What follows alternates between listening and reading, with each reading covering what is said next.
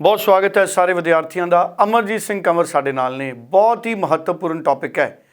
ਅੱਜ ਕੱਲ੍ਹ Canada file ਲੱਗ ਰਹੀਆਂ ਨੇ, ਕਈ ਸਟੂਡੈਂਟਸ ਘੱਟ ਡਾਕੂਮੈਂਟਸ ਲਾ ਰਹੇ ਨੇ, ਕਈ ਜ਼ਿਆਦਾ ਫੇਕ ਡਾਕੂਮੈਂਟਸ ਬਿਲਕੁਲ ਨਹੀਂ ਲਾਣੇ। ਪਰ ਹੁਣ ਕੈਨੇਡਾ ਦੇ ਵਿੱਚ ਡਾਕੂਮੈਂਟਸ ਕਿਹੜੇ ਲਾਉਣੇ ਨੇ, ਅੱਜ ਖਾਸ ਤੌਰ ਤੇ ਇਹਦੇ ਉੱਪਰ एड्रेस करेंगे अमरजीत सिंह कंवर। कंवर साहब बहुत स्वागत है। मैं चाहूंगा पूरी क्लैरिटी दे दो सर।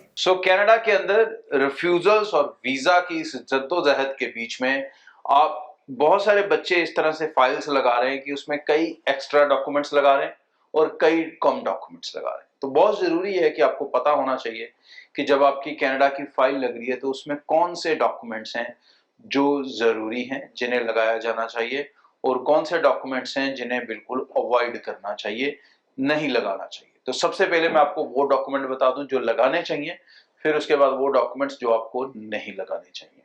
तो नोट करना शुरू करते हैं। सबसे पहले, क्योंकि अपनी कॉलेज में एडमिशन हुई है तो कॉलेज के या यूनिवर्सिटी के डॉक्यूमेंट्स होंगे। कौन कौन से होंगे? उसमें ऑफर लेटर होगा अनकंडीशनल, उसमें एलओए होगा, उसमें आपका पीएल पाल लेटर जो आपको लेना पड़ता है वो होगा। तो ये 3 डॉक्यूमेंट्स इंस्टीट्यूट की तरफ से हो गए।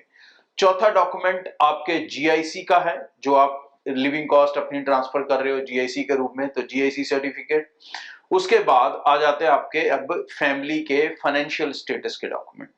तो सबसे पहले, क्योंकि आपको अपने फंड्स दिखाने हैं, अगले 1 साल की फीस दिखानी है, तो उसके लिए आपको अपनी बैंक स्टेटमेंट लगानी है। बैंक बैलेंस सर्टिफिकेट की बात नहीं कर रहा मैं बैंक स्टेटमेंट की बात कर रहा हूं, जो कि 6 महीने की होनी चाहिए।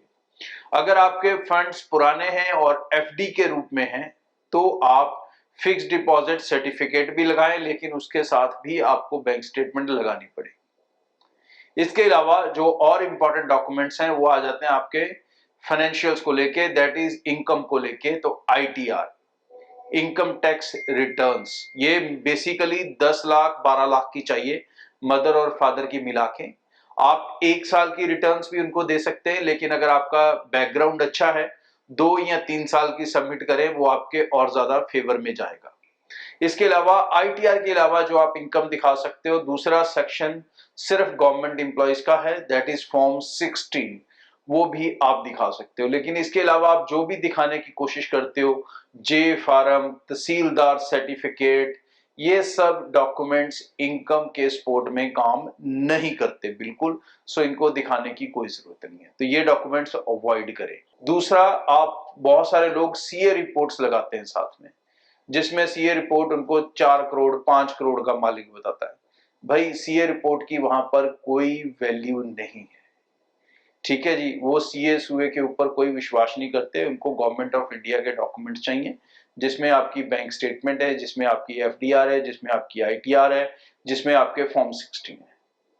सीए के वैल्यूएशन के सर्टिफिकेट लगा के आप सिर्फ अपनी आत्मा की शांति कर रहे हो, उसका वीजे के ऊपर 0 इम्पैक्ट है, ठीक है जी। सो इन डॉक्यूमेंट्स को अवॉइड करें, कचरा ना भेजें अपनी फाइल के साथ, साफ सुथरे डॉक्यूमेंट्स भेजें। और सबसे ज्यादा जिस डॉक्यूमेंट के ऊपर आपको ध्यान देने की जरूरत है वो है एसओपी, स्टेटमेंट ऑफ पर्पस, जिसके ऊपर सबसे कम ध्यान बच्चे देते हैं। सोचते हैं ये एजेंट की जॉब है, एजेंट ने बनाना है, एजेंट ने लगाना है। भाई, आजकल जितने रिफ्यूजल्स आ रहे हैं ना, मोस्ट ऑफ द रिफ्यूजल्स में एसओपी का बहुत बड़ा रोल दिख रहा है, क्योंकि बच्चों को एक नॉर्मल रीजन ये लग के आ रहा है कि जो स्टडी आप करने इंडिया आ रहे हो, वो स्टडी तो आप कनाडा आ रहे हो, वो स्टडी तो आप इंडिया में कर सकते हो, तो आप कनाडा क्यों आ रहे हो? अब इस चीज का कोई और डॉक्यूमेंटेशनल प्रूफ नहीं है, एसओपी ही इसका प्रूफ है। अगर आपने एसओपी के ऊपर ध्यान नहीं दिया, उसमें आपने अच्छे से नहीं बताया कि यही कोर्स इसी कॉलेज के अंदर कनाडा के अंदर क्यों कर रहे हो, आप इंडिया में क्यों नहीं कर रहे हो, तो भाई वो भी चीज आपके अगेंस्ट जाती है। तो इन चीजों के ऊपर आपको फोकस करना होगा, इन चीजों के ऊपर आपको मेहनत करनी होगी, अगर आप चाहते हो कि इस दौर के अंदर भी अगर आप अपना वीजा हासिल कर सकें। प्रोफाइल, नो डाउट आज की डेट में कनाडा में वीक प्रोफाइल के ऊपर वीजास नहीं आ रहे। IELTS should be 6 each, PT should be 59 each और above, each subject should be 60 score, overall percentage should be 60।